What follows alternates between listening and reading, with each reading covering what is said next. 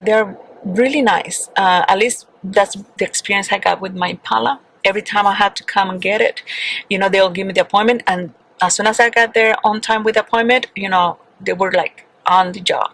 And because that was my only car, so they knew it was my only car, and I will tell them, you know what, I don't have anything to drive. They were like, okay, don't worry, we work with your schedule. What time can you be here? Sometimes they have to, I had to be there after work, and they wait for me after work. They get my car ready, and they get me out in hours. I mean, if it was something serious, they will take it. They will tell me, they will tell me, hey, you need to leave it or something like that. But no, they work really good, and they're really friendly. And they always, on the phone, whenever, at least for the service, they're always on the phone with you. They'll tell you, okay, this is what, is wrong with it. Would you like to go for it? And yes, it has they'll tell me it has the warranty. So I was like, okay, sure. Really friendly. I like it.